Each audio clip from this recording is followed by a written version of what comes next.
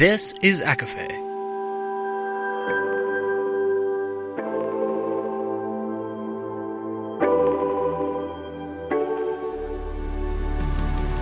Laura Marie and Jessica Marie proudly present A Court of Fandoms and Exploration, a podcast. Fair warning, everything the hosts say is explicit, full of spoilers and adult content and shall not be used against them. They have opinions. Let's try not to drag anyone for expressing themselves and just have fun for an hour. We all deserve it. This episode contains spoilers from the From Blood and Ash series, The Bridge Kingdom, Serpent Dove, ACOMAF, and the upcoming book, The War of Two Queens.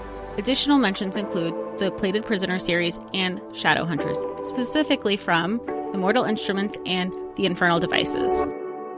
Hi, everybody, and welcome to A Court of Fandoms and Exploration, your weekly deep dive into the YA literature and fandoms that we love. I'm Laura Marie. And I'm Jessica Marie. And today we are very excited to discuss A Shadow in the Ember, the very new release from Miss Jennifer L. Armentrout.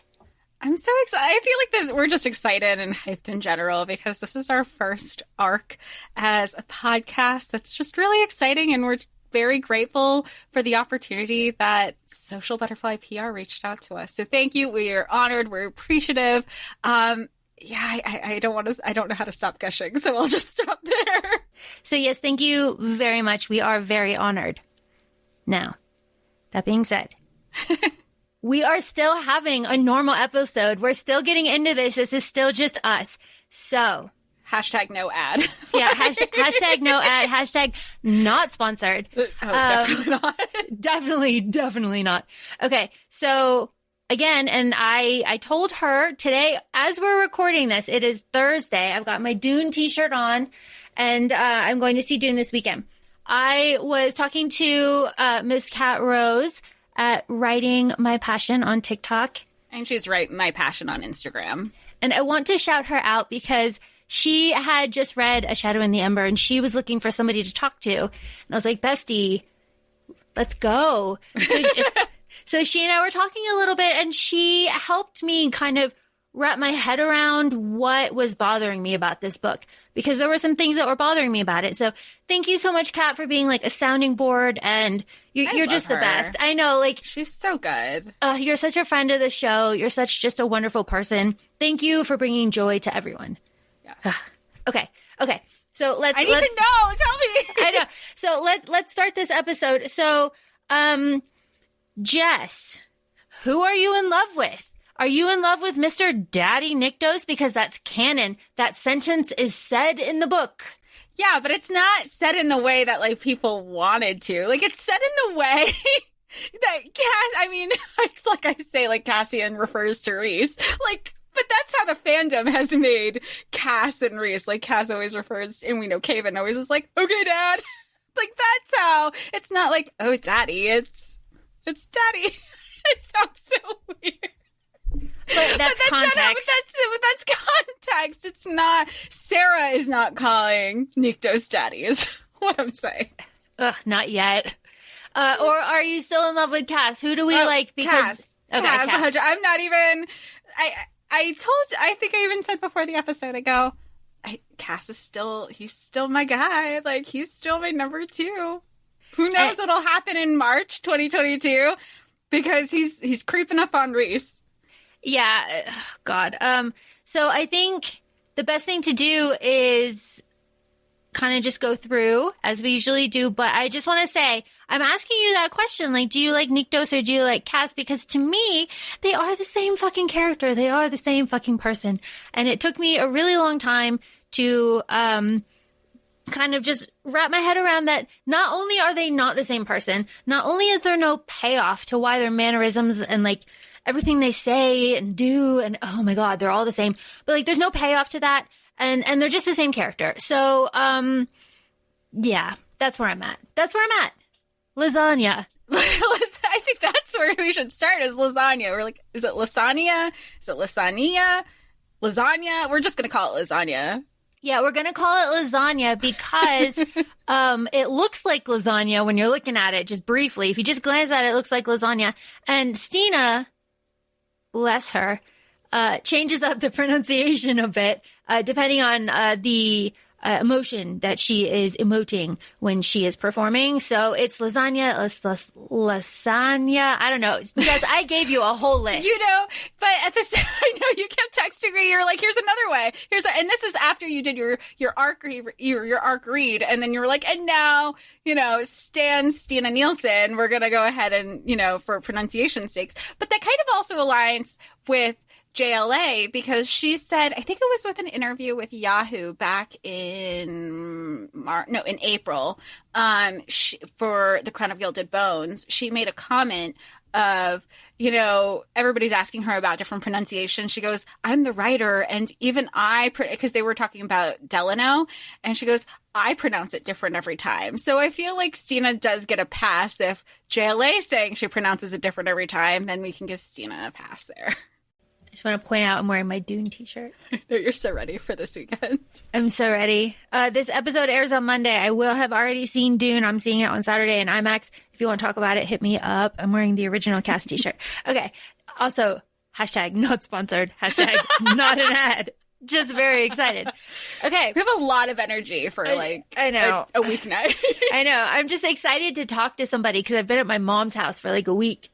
It's just, this is a lot. It's a lot. It's excited to talk about the things that I like. Okay, so I don't know how your notes look, Jess, but mine are pretty chaotic. Yeah, that's exactly. You're sending me these notes, and I'm in an interview with somebody, and I was like, these are chaotic. Like, this is the first time where, when you were making your packing list moving, and I think you even shared them on your TikTok. You're like, oh my gosh, here's my packing list. And my husband, our editor, Sam, he's saying that they're very chaotic. And I go, no, it looks organized. Like, you know what it means. So if anything, it's like an organized chaos.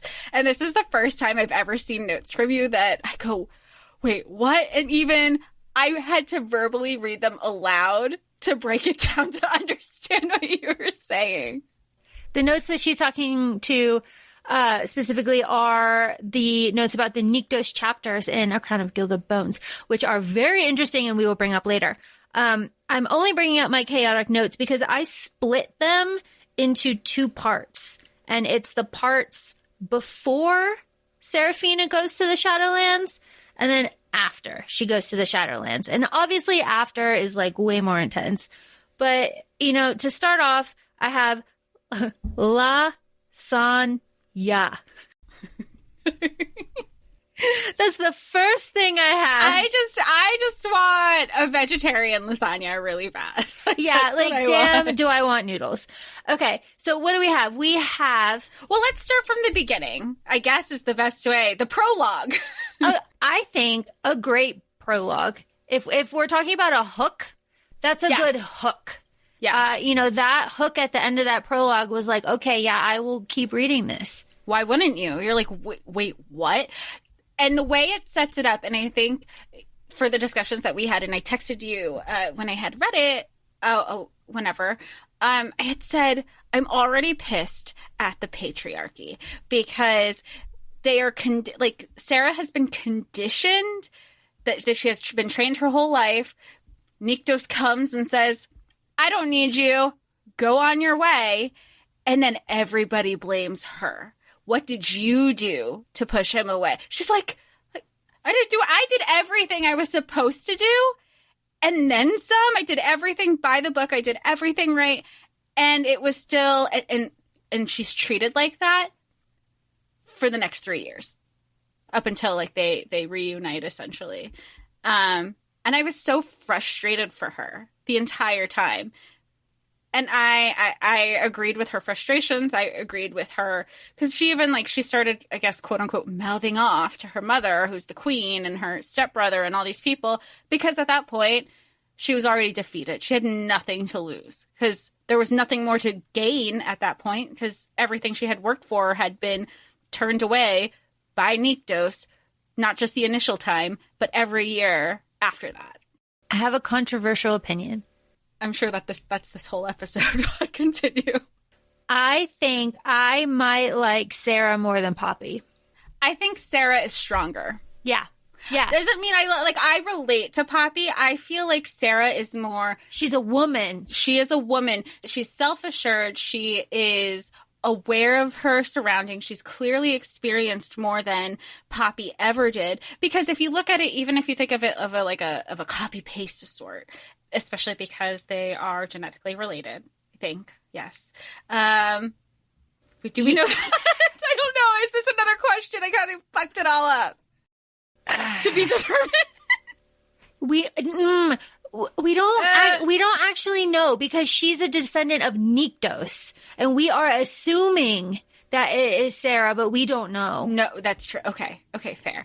So I feel as if with Sarah, she has all the questions, she has all of this, but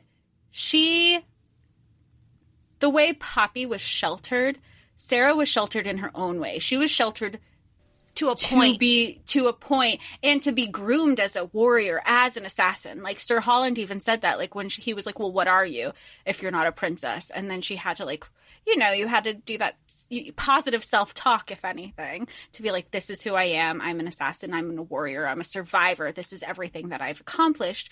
And she was trained for that. Whereas Poppy was the opposite. She was kept in her bubble. She shouldn't know how to train. She shouldn't know all the answers. And that was very different with how Sarah, like, even though she was chosen at that time, it was very different with her training. It kind of reminded me of Lara in the Bridge Kingdom. Oh, yeah. No doubt. Make him fall in love with you, and that is the spoiler. That's the plot. Jesus. So the Bridge Kingdom, hello. I think it's on the back cover. Yeah, I agree with you. I agree with you on all points. That being said, I really enjoyed that we find out that Nyktos isn't as experienced as a primal as everybody assumes he is. Okay, but you just bring up an excellent point. Do we need Nyktos coming in his pants again? Do we need that? Do we need that? How many times do we need a man in this universe to come in his pants? Oh my God. With a sheepish grin with hair over his eyes. Like, it's the same thing. It was the same scene. Come at me. Tell me I'm wrong. I would never tell you you're wrong. Ow, but my side stitch. You're not wrong. It's just instances like that took me out of the book. Is what it is. Instances where you remember a very specific scene from For Blood and Ash where it's like, why is this happening? Again, I have a whole thing about why is there such an emphasis on the difference between breeches and tights? There are like 3 pages about the difference between breeches and tights, and one is thicker, and one one doesn't have a waistband that digs in, and one has pockets though, and one is fitted. Like, what the hell? Why is this plot? Just give me leggings. Yeah, like, just, what did Feyre get? Leggings and a sweater. Done. Nobody thinks about it again. Like, yeah, like an oversized tee and, like, riding boots. I love that look. I love that winter look. I got so much other stuff going on. I got 4 dragon guards. I got Rain, Scion, Ector. I got the city of Hades. Okay. I got Ios and Reaver and Jadis. I got Victors and Guardians. You got me paragraphs on the importance of tights. I want to know more about the guards. Oh, no, I was gonna say we're done. We're done. No, I had a compliment. I had to go to work yesterday, and somebody complimented me on my tights because they were all glittery. They were like, "And your tights have glitter." That was the whole conversation. Oh my gosh. I want to know more about the guards. I want to know, I guess we'll find out more about the Draken because I'm in one of the spoiler groups for JLA, and she does say, like, Reaver is, spoiler for the War of Two Queens. She does mention Reaver a lot. So I'm like, Reaver's a man now. So Reaver's a baby now, so whatever. He's a baby now, so like he's a 7-year-old little brat that pokes you to wake up. Like my niece who's 2 and didn't even do that to me. Yeah, he's like staring at you, and then he calls his dad Nyktos and not dad. I was like, okay, cool. Okay, we're all over the place here. Okay, so Sarah, why is Sarah important? Let's just go through all of Sarah's plot because there's just a lot. Why is Sarah important? Can you help me because I retook the FCAT, so I might be love reading. I might have been in every advanced level English, but I do not standardize test well. So I took the FCATs twice. For anybody who listens and is not in our country, it's a standardized test in the state of Florida. I even asked you, I go, what is the plot? Is rot the plot? Rot is the plot. But also rot does not remind you of Plated Prisoner. Very much so. Very much so. Did the Shadow Priest remind you of the Silent Brothers? I just stopped crying over Shadowhunters for like 7 days. A little bit. Are they not? A little bit? Okay. We're going Sarah, no, we won't go there. Sarah, why is Sarah important? Sarah is a member of the Muriel bloodline. She is the first female that is born in a shroud. And I guess also has a birthmark. And that signifies that she is destined to fulfill the deal that her ancestor, King Roderick, made with the Primal of Death. Meaning that the first female will be the Primal of Death's consort. And then the deal will be fulfilled and the land will be better because Sarah has, as we said, been groomed from a young age to be an assassin, to murder the Primal, and if she does that, it ends the deal in her favor, which means that everything reverts back to paradise. That is what she has been believed, that has been her role. She was offered to the Primal of Death, and as Jess said, he turned her down, and then that's where we're at, right? And let's remember that the reason that she can kill the Primal is the Primal has no weakness except love. So her sole mission is to make him fall in love with her, become his weakness, and end him. Right. She's been groomed for this. And she uses the word groomed over and over again, which I thought was really, really interesting. And like she murders people and like she's cool with that. Okay, so Sarah has this. Okay, so Sarah has the same gift as Poppy. Mm-hmm. Sarah can bring people back from the dead. She uses it on animals. She uses it on people. And like fresh. This sounds so crass. Like fresh dead things. Fresh dead things. Yeah, we don't want super dead.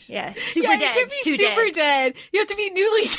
Yeah. So, I'm sorry. It's like new dead, not dead. Yeah. And she can do that, and then she runs a bit wild, right? She does all the things that like Poppy was like working herself up to do. But you know, I love that she knew, and that maybe this goes back to Sarah's personality, is she gave herself, once she realized what she could do when she was younger, that she could bring things back to life, she gave herself a limit. She was like, I will not bring people back to life. Like, I can't play fate like that, nor do you want other people, I mean gods and primals, to see that she has this control.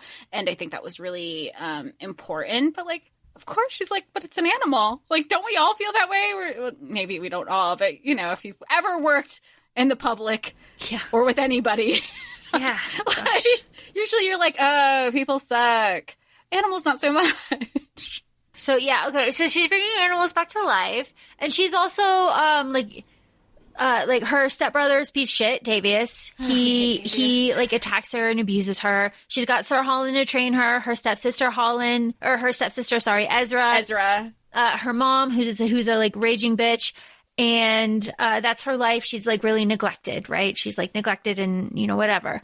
And then one night she sees 3 gods murdering people.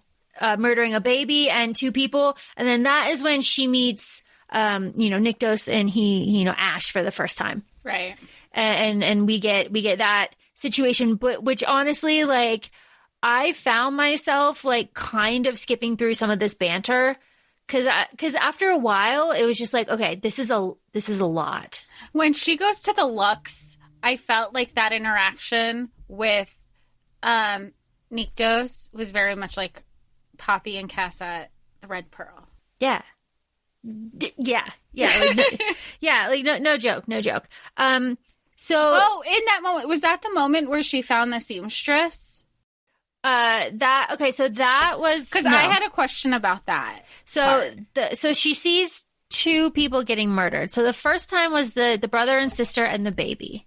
That was the first time. The second time was the seamstress, and the seamstress is the one that rose up with fangs on the top and bottom. So is she like the first Craven? It sounds like it, doesn't it? But, right. But I don't remember. Nobody knew what that was. Like, she even goes like, that wasn't supposed to happen. And Ash, Nyktos says Ash, or I guess it's one of the same. He goes, that wasn't supposed to happen. Like, I've never seen that before. And it begs the question if the other gods have been going around and doing stuff like that. Are there other Cravens that we don't know about? I'm wondering what is a revenant? Do we remember what a revenant is? I'm dumb. I don't remember what a revenant is, but I remember Nyktos says that revenant, because Poppy goes to Nyktos and Nyktos says that revenants are an abomination. And he says that, and Nyktos says when the seamstress rises up, that's evil, like that's an abomination. So I don't know what a revenant is.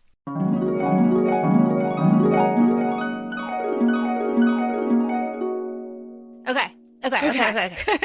So now we're back. Okay. So we have looked up what revenants is, and we are aware, and we have all we know what it is now. Okay. That is what Poppy needs the Dragonfire to kill. That's the whole point. That's the whole point. The revenants cannot be killed. The only thing that can kill them is fire of the gods.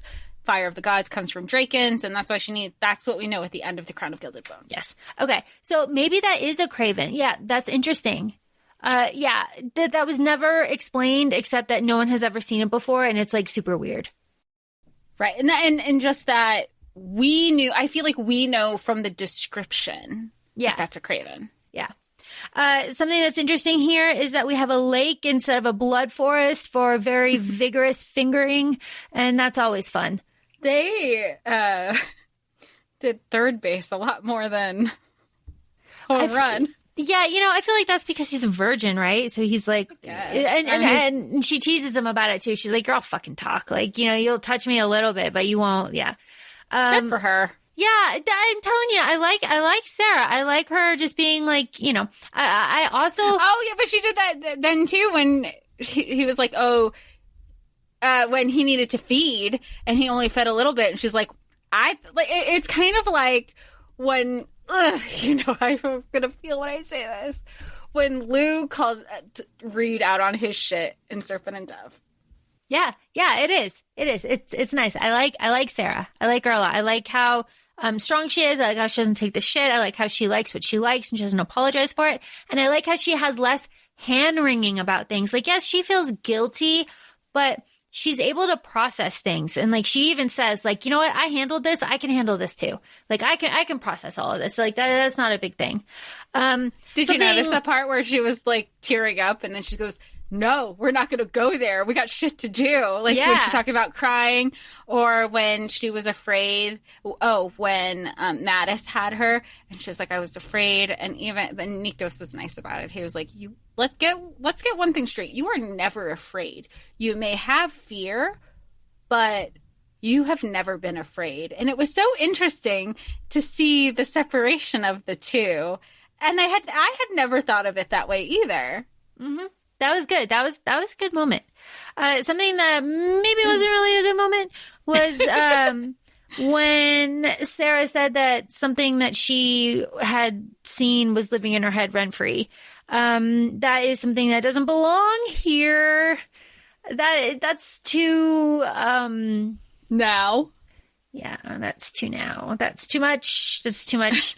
I can understand because Cass says fuck. Like, I understand the like language that has been like laid out. Like, I understand. Like, we're like building, but also taking away because that's in the future. Like, I get it. But technically, during those times, I don't feel like rent existed. So It's how would just- you know what rent-free is? It's just, it's weird. A really good scene that like stands out is when, Tavius. So there's a lot of plot that happens in between this, right? Like Sarah brings back, Ezra's like girlfriend, right? And then, you know, the lake and all this stuff. Lots of vigorous fingering. There's just a lot. But where we're going with this is that, Tavius, her shitty stepbrother, becomes king. He becomes king and he takes Sarah like down to this chamber or whatever and starts to whip her because Sarah, wanted to whip him because he was whipping a horse. It was this whole thing, like his ego, that whole thing. Fragile masculinity, the whole works. Yeah, the whole works. And Ezra's there and the other like girl is there and her mom is there and they're all horrified. And because of the bond, like the like feeling bond or whatever between Nyktos and Sarah, when she's being whipped, he can feel that and he comes to get her. This is before, because he hasn't had blood yet. This is just the primal ember that's inside her that he feels that. Okay. Yeah. And he felt the like ember of her power or whatever when she brought someone back to life.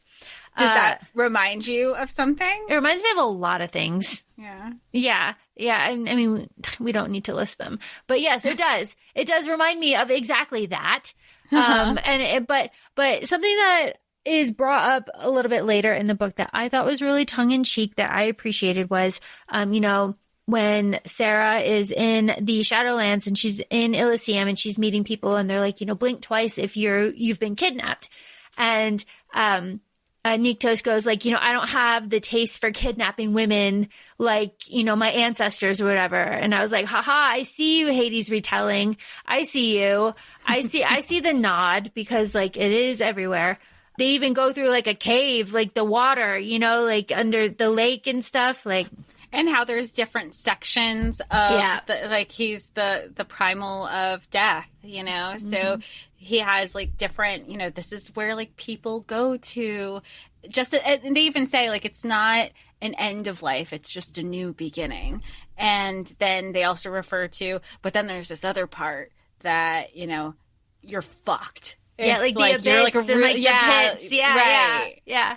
Okay. So I have to say like, when she gets, I was telling Miss Cat about this too. When she gets to the Shadowlands, like that is when I like picked up on this book and I could like kind of blow through this a little bit faster. It feels like it took forever. It did. And it feels like it should be broken into parts and there's no parts here. It's just like chapters. Yeah. Like if it was like chapters, one to whatever, part one, I feel like Shadowlands should easily be a part two. Easily. Yeah. So, you know, we get a lot in the Shadowlands. We get Shadowlands, there's Elysium, we get the Hades, which is the city. We get all these freaking people. Oh my gosh. And questions. We get so much world building done through questions. Now that we're talking about questions, I have a question because that's just me. So she heals a Q wolf. Yes. Don't we know that type of wolf from the newer book? Like the newer, I say newer, but like the you know what I'm trying to say? Like the From Blood and Ash, like isn't Kieran a type, like we know he's a Wolven, but aren't the Wolven based off the Keo wolves? And then secondly, if there's primal and we know Wolven serve the primals, where are the Wolven right now? Yeah, these are all really excellent questions.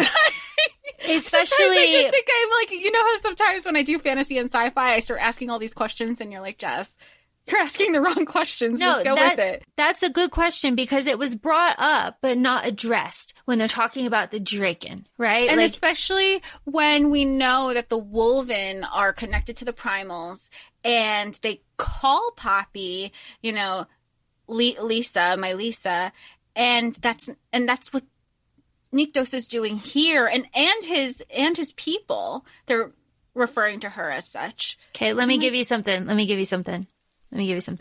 Okay. At the end of this book, what do they say Sarah is? A queen instead of a king. You are the primal of life. Yeah, okay. So let's talk this out. So if Sarah now, for reasons we'll get into. So she's the primal of life. And she already has an affinity with the Key Wolves, then like she did it. She's the origin story of the Wolven. Boom. Oh. Boom. But if she's also you are the primal of life, what does that make Colas? Colas. He's also a primal of life right now because he was initially the primal of death, and then Nyktos' father was the primal of life, and then they did some switcheroo that fucked everything up.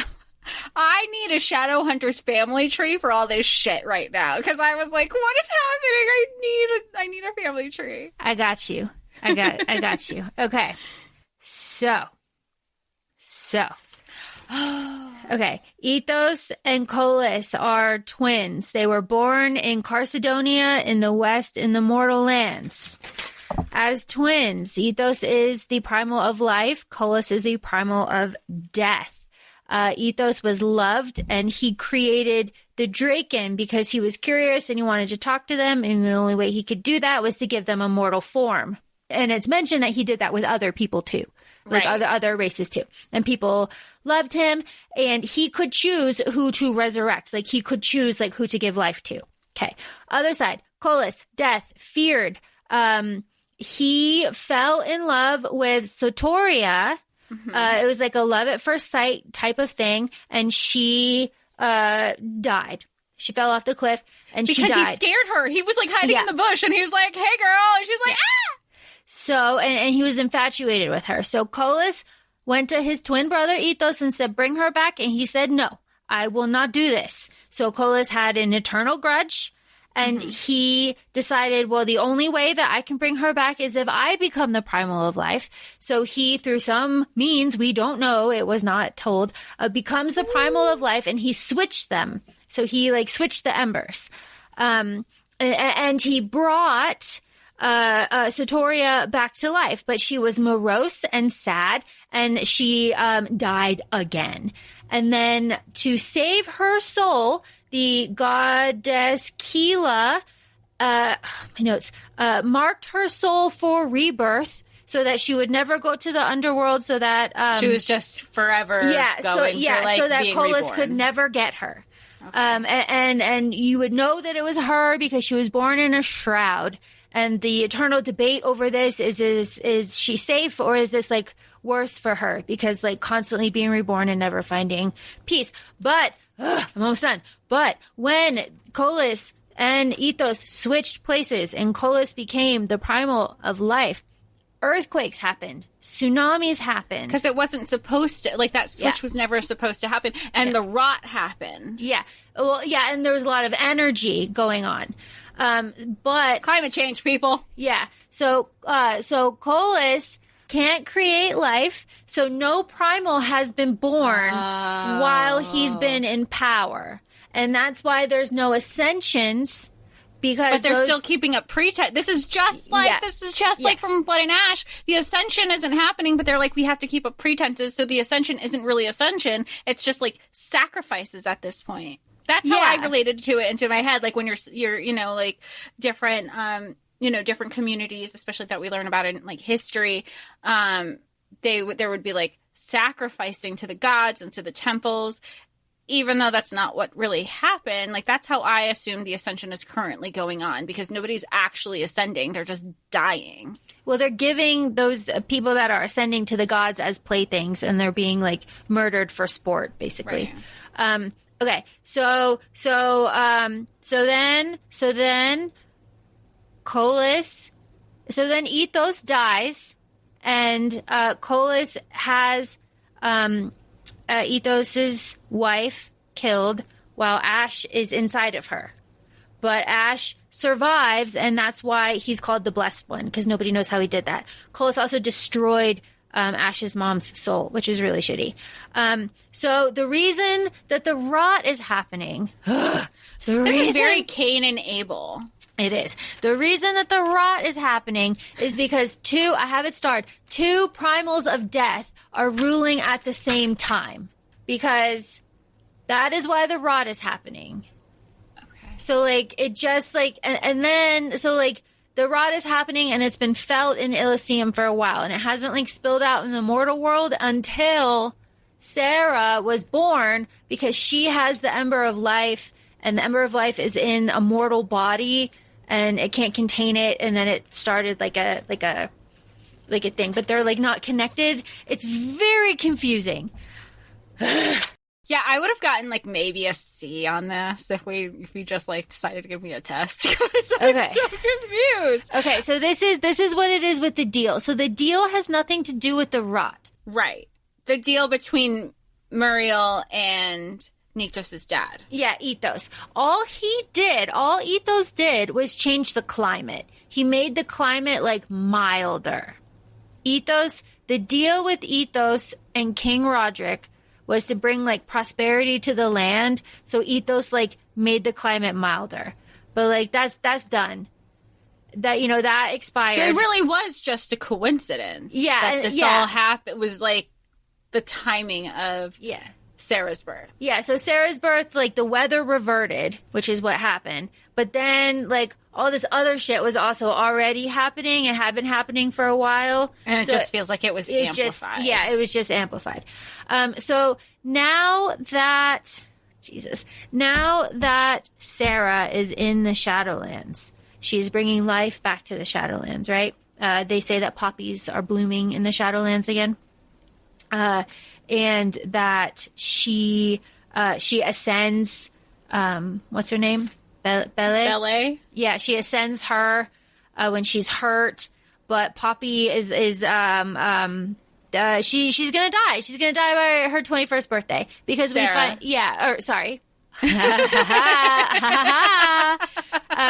Sarah's gonna die by her 21st birthday because Sir Holland, who helped raise her, is a fate. And he is, I was surprised to hear he was a fate because the whole time I was saying, like, oh, he reminds me of Victor. And then you have this whole history about, like, what Victors are. I was like, he is a Victor. And then, of course, you're like, no, he's not a Victor. He's like he's an RA fate or something. I know, but Victor and Victors are guardians. Yeah. I know. I loved that. But I loved Victor. There was nothing bad about Victor. Okay, so what else do I have here? So I have Jess, you mentioned earlier that there's like an emphasis that Sarah and Nyktos are not related.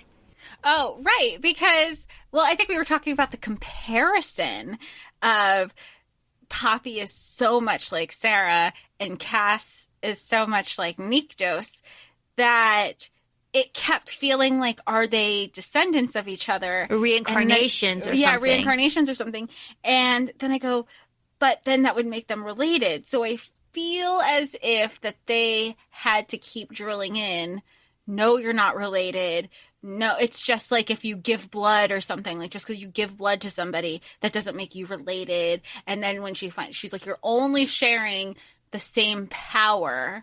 And that's why she's going through the culling, because even though Nyktos' father put his like ember, his primal ember in her, I'm still kind of confused about how she also gets an ember of Nyktos, but because like even though she's born mortal and she was born with this primal ember, she also has a little bit of Nyktos' primal ember too, which gives her like double embers, which is why she's going to be going through the culling, or is currently going through the culling. So my notes tell me, in my very chaotic way with arrows, that Ethos took an ember from Nyktos when he was born and put to save him. Yeah, to save him from his uncle. From his uncle. This is also like Scar and Mufasa. Yeah. So he took that ember of power. So like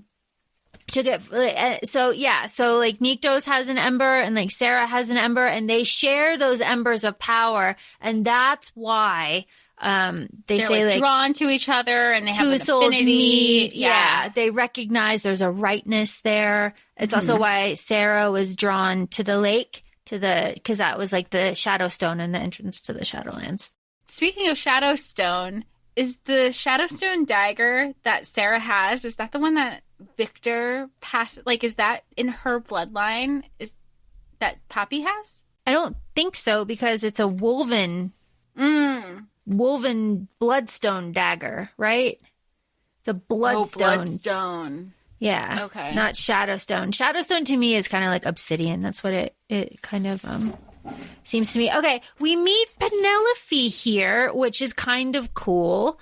We meet Penelope. Yeah. She's another type of fate, right? Like a she god?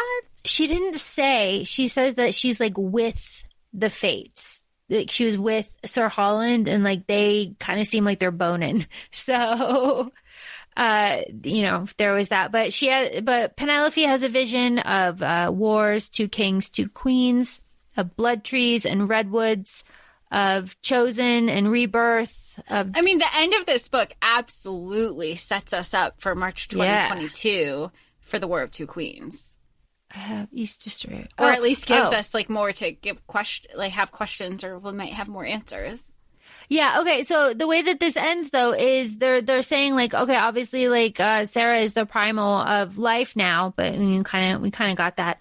But that love is more powerful than fate, and that because she has, love all is possible. Yeah. And because Sarah has 2 primal embers in her, she has to go into the culling, and that only the blood of a primal that loves her will save her from dying in the culling, and that has to be Nyktos. And it has to be Nyktos. It's not just like a primal can love her. It has to be the blood that she already has. And it would have, if she didn't basically bite him when they were having sex. Yeah, if she wasn't into it so bad.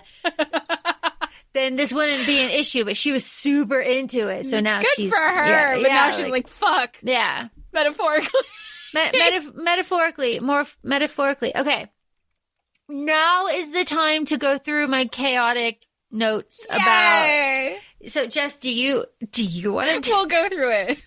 It says, Gilded Bones, : Nyktos says he's the king of gods, / his consort has been sleeping fitfully, / he approved Cass and Poppy's marriage, / same reaction as Sarah, he'll kill me for talking back. He recognizes it and says Sarah will be pleased by this, / aware of everything that has happened, / gods of Poppy's time, - God sleep now, not actual gods. Primals tainted and twisted uncontrollable.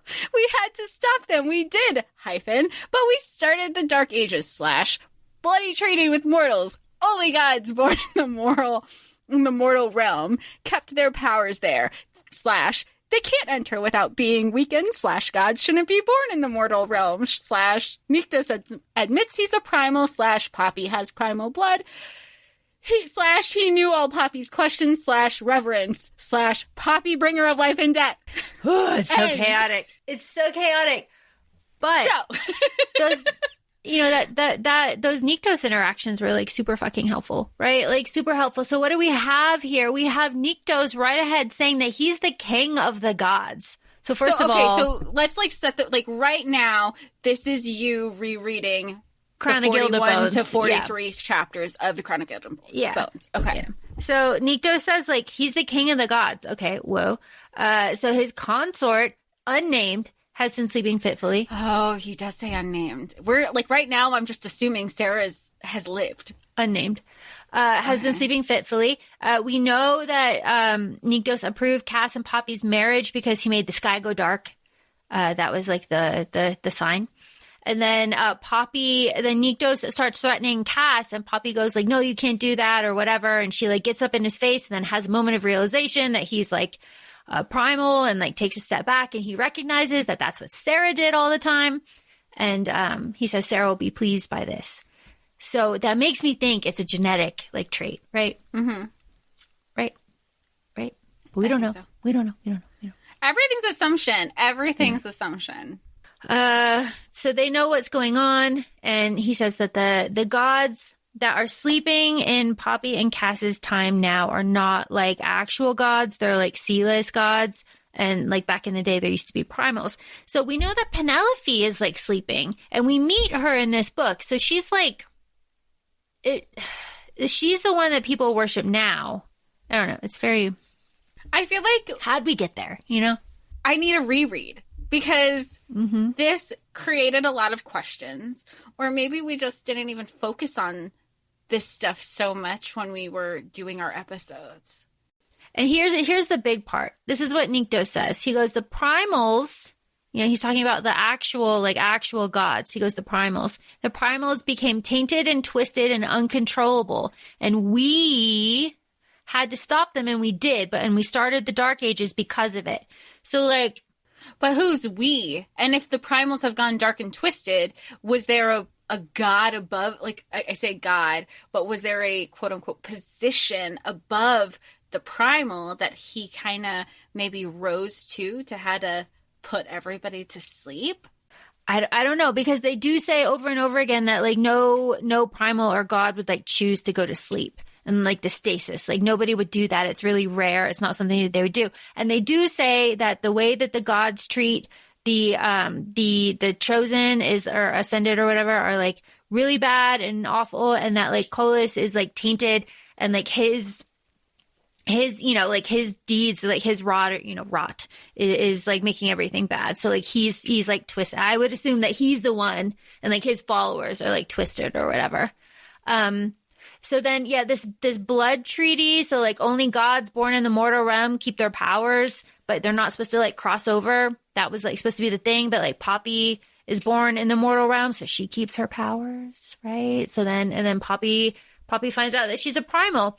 And Poppy has the tasting thing. We said that Nyktos can do through his mother's bloodline. So like Poppy can taste the emotions, and Nyktos can taste the emotions, and Nyktos' mom could taste the emotions, and they're all redheads. So there's that too. There's a lot. Like, I don't know. What do you think? I need a nap. I feel like you read it twice and you're still like not 100% solid on everything. No, I'm not solid. I feel like I'm on firm ground, but I'm not solid. Maybe that's the point. Wait, I have a back. We didn't even get into this. Sarah is the reincarnation of Satoria. Yeah, we didn't even get into this. And now her goal is her mantra that was like, the whole promotion of this book, like make him fall in love with you, be his weakness, and end him. So now she has to do it, but she has to do it for Kolis. Yeah, she has to do it with Kolis, and Kolis is fading, and his deception is slowly killing both realms. So now she has to do... She should just kill him and then go back, like do it all before her 21st, and then go back with Nyktos. But Nyktos has already put like this machismo wall up to be like, I could never fall in love with you again. I can't trust you again. But then he kisses her and he's like, this doesn't change anything. We're like, yeah, fuck it doesn't. Yeah. Kiss me like that, please. Their spicy scene. They're one. Which one? Well, they're, yeah, that one. I think I have an unpopular opinion. I don't think it was as spicy as other things I've read of hers. Was there spice? Yeah, absolutely. I'm not going to say it's a 1-star spice, but I'm just saying like, okay, there's a little touchy, feely, and then there was just like one scene. One big scene. And it reminded me of when Poppy ascended. He needed to feed. As it should. As it should. Yeah, it's, he said he wanted to fuck her while he was also feeding on her. If he wanted to fucking suck, and he did. Good for him. Good for her too. Like, she got hers. Good for her. She got hers. Yeah. Yes. Yeah. Good on you, Sarah. I like where she's like, already? Like ready to go again? He's like, what I tell you? And she's like, all right, let's go. Yeah, I don't know. I respect that. I respect the hell out of JLA the way she writes, because I think I was telling you about another book series that I was reading of hers, and she does that a lot with the women, where nobody's shy. They're like, let's go. Like, no slut shaming, none of it. Take ownership of your sexuality. And I absolutely love that, because we have lived so long where that is not something to celebrate. Oh, well said. Well said. Most excellent. What do you eat? What you got? I want to say something. I mean, not that this isn't positive. I think there's a lot of highlights, and there's a lot of feedback and just general first impressions of this that I had. But I appreciated the communication. And I say that with a caveat because we know that Sarah wasn't completely truthful in her dialogue with Nyktos and just like her interactions because he doesn't know the full intention of what she was doing when she got there. But I like how Ash communicates with Sarah. Like he seemed to be pretty straightforward with her, being honest.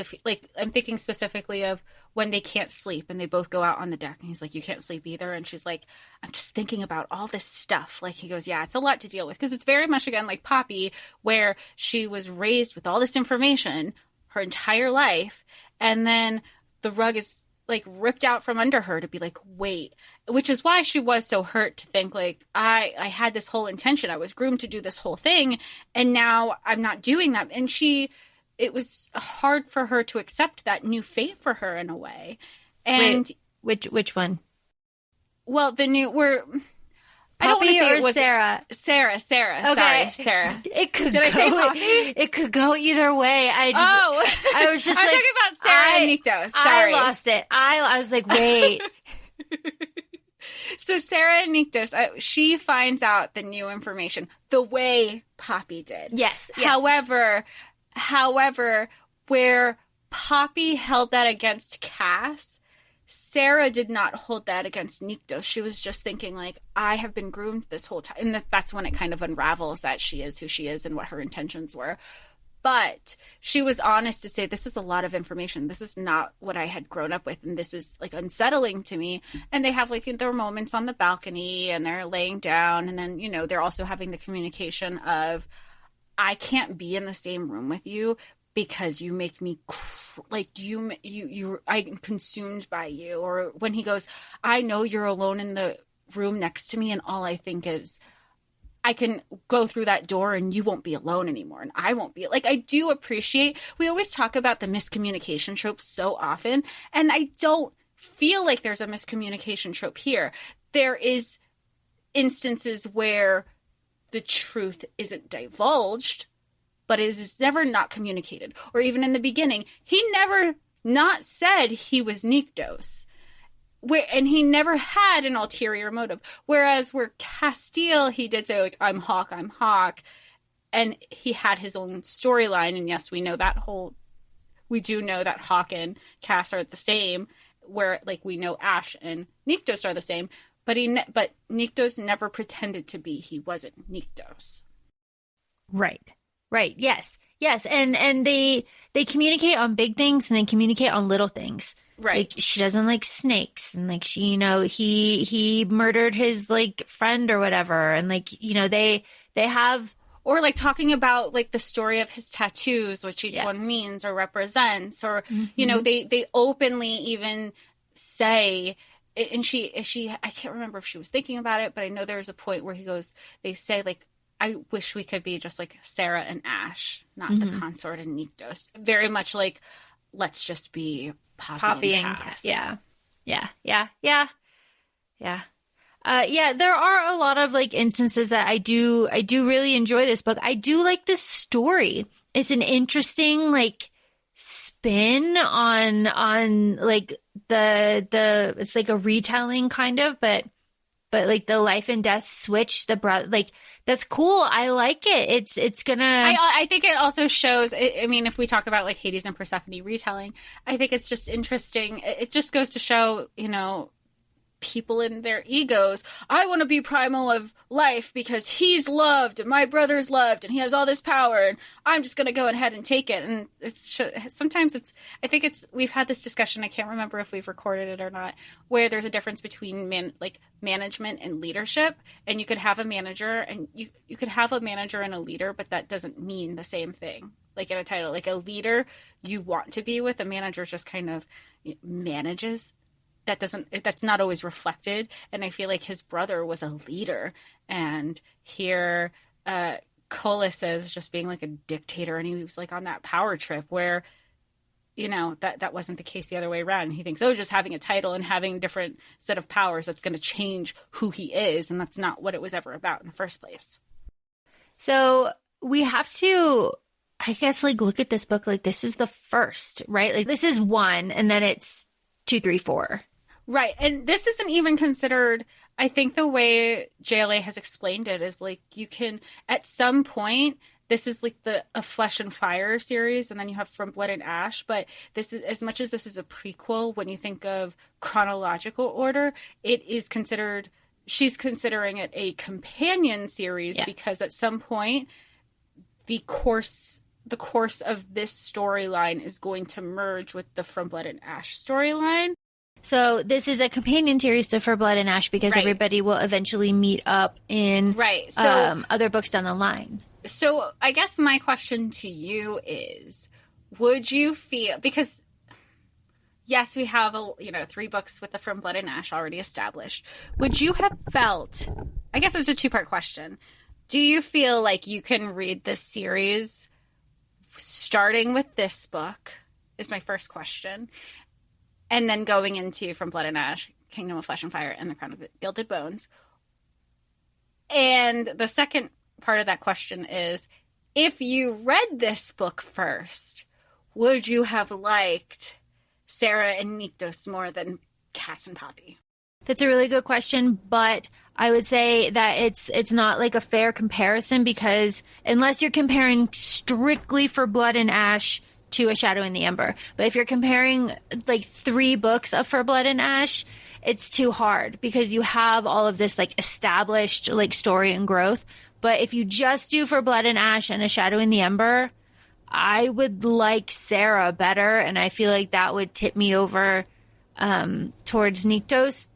But you already said you like Sarah better, yeah. too. Is it the story that you're not a huge fan of because it's so similar? Yeah, but, I always kind of found Poppy annoying. So, and since this is like the flesh of the story, like this is the foundation of the story. Like everything else like builds up from this. This feels like the origin story. There isn't a before this. Yeah.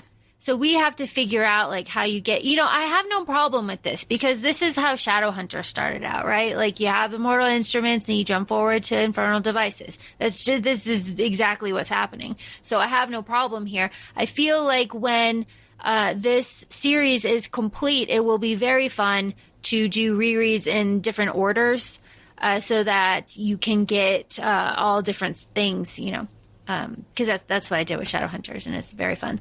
But yeah, I'll read the next one. No question. So what do you have any speculations of what's going to happen with the War of Two Queens based on what we know now? Or do you think it's still do you think this book won't have an effect on it just yet?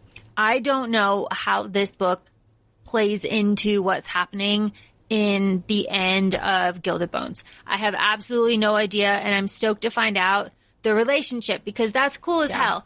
And like Nyktos is there, right? I assume. And Nyktos, now it's been hundreds, we're assuming hundreds of years. So he's also grown into himself as a god, as a primal, even if he's sleeping. Yeah. So I'm cool with it. I'm ready. So I'm excited. I will appreciate this book more when I have more of it. Do you know what I mean? When I have more of this series, I will like this. But I only have this one part of this series. Yeah. This specific part. But I only have one book, and it is hard to love something wholeheartedly, change your life, love something when there isn't there's nothing. I got to go to another series to get it. So I don't know. We'll see. But I'm very excited to read War of Two Queens. I am too. Yeah, it's all I have, really. There's just so much detail on things that are not important that it bothered me. And I feel like if you took a lot of that out of this book, and you could cut down on some pages. Or give us more, take out 4 pages of breeches and leggings and give us more of something else. Yeah, or like the bathroom descriptions, or, you know, I did appreciate the hair washing scene. Like, that was nice. It was sexy. Then the mood was lit. They were communicating and talking, and like he was washing her hair. Like, I liked that, but I didn't need a description of all the buckets and the 15 buckets. Yeah, like the buckets and the scraping of the pitcher and I get the world building. I understand, but like, I wonder if it was there because in the world we know now, we know about indoor plumbing. I mean, we left off with Crown of Gilded Bones where Cass is like, wait till I show you what water from a shower is. And she was like, what? The concept. So I don't know if it's there to differentiate where we are. So they've got a toilet and they've got a sink, but they've got a tub that needs pitchers of water. Make it make sense. Sometimes I gloss over the world building until you bring it up to me. Make it make sense. Okay. She's got a chute that shoots down into the ground. So the toilet doesn't. So maybe they like pour the water to flush it down. Okay, and then the sink is just like a basin, and they need pitchers for that. Okay. You know, it's just, why do I need to spend so much effort on thinking about that? Why do I need to think about that? I shouldn't have to think about that. I want to think about her in the tub because that was a nice scene. You know, like, that's where more of that. More of that. Although I feel like they described her nipples a lot too. Yeah. Did you also feel like that? She was bursting out of her bodice a lot, and her nipples were always being described. And turgent, did you pick up? I was like, I learned what that word was. I can't believe I was so excited to see a word turgid because I remember you texted me last summer or this summer maybe, and you go, do you know what turgid is? And I go, no. And then you go, I just found out also. And you looked it up because of whatever you were reading. And I go, oh, that's interesting. And I haven't seen it since. And then this is the first time I've seen it since you brought up that word. And I go, I know what that means. It was this book series. I think it was Gilded Bones. Oh, it might have been. It might have been. I think it was Gilded Bones or Flesh and Fire, but it was turgid, and I was like, oh. It was before I had even read the series. Yeah, so it had to be, I think it was Flesh and Fire. Yeah. So turgid. Yeah, that was fun. The modern lingo, you know, I could do without. But yeah, would recommend. I'm very excited to see what Book Talk does with this and where it takes it. I'm excited to see the theories that come out of it. Because I feel like this is a series, especially, and I'll be sending you a bunch of fan theories, of where everybody's mind goes. Because I feel like there's not enough information and we're still asking more questions, where having all those fan theories are like, oh, that does make sense. Or you could have respectful conversations, emphasis on respectful, of where these theories can go, or what your thoughts might be. You're like, oh, well, maybe that doesn't make sense so much because of XYZ. I'm still curious about the cave cats. Like, we know the cave cats are significant with the primals. We kind of got some exposure in the Crown of Gilded Bones. Now I'm back with the primals. Give me some. I need more. But that's just because I'm asking all these questions that make no sense to me right now. But they're there for a reason. I need to reread Gilded Bones. I just don't want to, because like there's just like so much other like stuff, and she's so like gloriously thick, and I have to like really commit. But I just don't want to right now. But yeah, we'll get to it for the recap next year. Yeah, no doubt. Jess, what final thoughts? I like it. I know you had said, like, of course you like it. Like, you love Cass and Poppy. And I do like it. I had fun. I do like talking it out because I feel like it was necessary, because I felt like this was kind of almost like a school assignment at the same time, because I was highlighting so much in the book because I had so many questions and I was trying to take notes. Not just like for my, I take notes with like my initial thoughts, and then I'm having you know, like, oh, remember this, or remember like how like they define the chosen as like the third sons and daughters. And I go, oh, I thought it was the second sons and daughters. So I'm trying to have like two different parts of my brain, trying to be creative with all the reactions, and then scholastic with all like my intentional note taking. And we're so used to referring to like looking up, researching, and there was nothing to research here because we're all kind of just like, we're just all kind of vibing off of each other. Yeah, and it's not like when we did Silver Flames where we had like an established kind of like thing. We're all kind of just like out on the wind here. And I think that's fun. I like that. Yeah, it's fun. I like your comparison to saying like going from the mortal instruments and then we went back in time for the infernal devices. And even with the infernal devices in Clockwork Angel, I still kind of like, I feel like I've so focused on Prince and Princess that I kind of I kind of forgot, like, or maybe it's just all blended with Clockwork Angel, that I'm like, wait, what happened in that first book? But I know what happened in Prince and Princess. Traumatized, but I know. Just sobbing. God, where are your shelfies? I haven't put them up yet because I haven't gotten my bookshelf I wanted yet. But this one is Gem, and Tessa, and Lil's in here somewhere. I'll be with you shortly. I got my Will plushie on the way. Well, not yet, but happy for you. So that's it. Feel free to follow us on Instagram, ACOFAE Podcast. We're also both on TikTok, ACOFAE Laura and ACOFAE Jessica. And please feel free to leave some kind reviews if you decide. Interact. We love it so much. Thanks, y'all. Thank you. Thanks for listening. Bye. Bye.